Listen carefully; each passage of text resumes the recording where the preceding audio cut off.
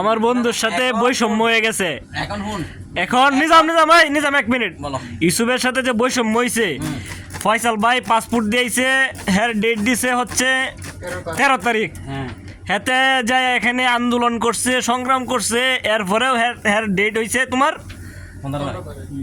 15 তারিখ 2 দিন পরে এই বৈষম্যটা কেন লাগে করলো তোর সাথে ইউসুফ বন্ধু আর নিজাম ভাই কিছু কইবে নাকি হ্যাঁ এখন আমরা 5 আগস্টে বৈষম্য বিরোধী আন্দোলন সফল হওয়ার পরে আমরা মনে করছিলাম কোনো বৈষম্য চলবে না না কোনো বৈষম্য চলবে না। এখন আমাদের ইউসুফ ভাই ইঞ্জিনিয়ার ইউসুফ ভাই আজকে দোহা পাসপোর্ট অফিসে যাইয়া বৈষম্যের শিকার হয়েছে। আমরা এর বিচার দাবি করতেছি, আমরা প্রতিবাদ জানাচ্ছি, নিন্দা জানাচ্ছি।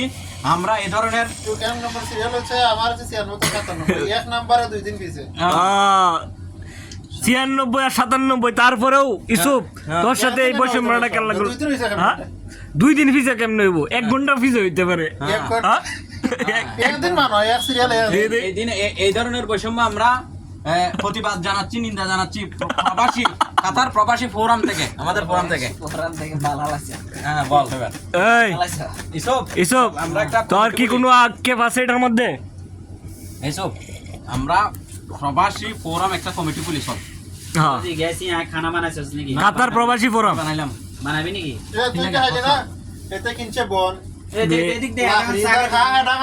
এই যে ইউসুফ ভাইয়ের বোন, ইউসুফ ভাই বন্ধু খাওয়াইবানি বন্ধুরা। এই যে ইউসুফ ভাই আইছে, ইউসুফ ভাই একটা বন কিনে লয়ে গেছে। সারাদিন সে এত পরিশ্রম এত করার পরে এই বনকে সারাদিন জীবন যাপন করতে হয়েছে। এরপরে বৈষম্য গেল না, এরপরে বৈষম্য শিকারে বেটা দেখ না এদিকে এলা খেলতেছ। নিজাম ভাই আর কিছু কো বৈষম্য যে আরেকদিন আমরা ঠান্ডা মাথায় গার্ডেনে যাই,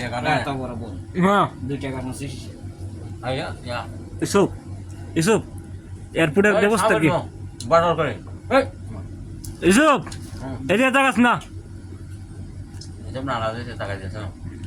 কি লাউড়া নাড়া দিতেছে নাকি? এটার সাথে বৈষম্য এটার আন্দোলন করতেছে, ভিডিও করে আমরা করবো।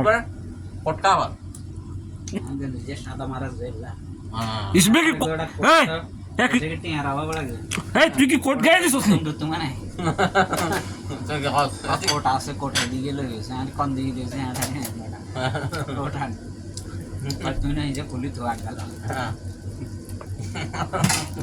ভাই তুমি কি কোট গায়ে দিস নাকি?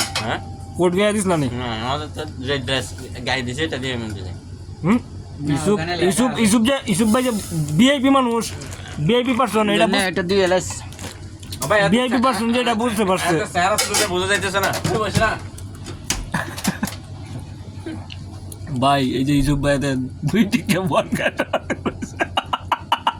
দুইটা হচ্ছে 17 লম্বা বড় কই কিনে সেরা ভালো হইতো না লাফরি হ্যাঁ হয়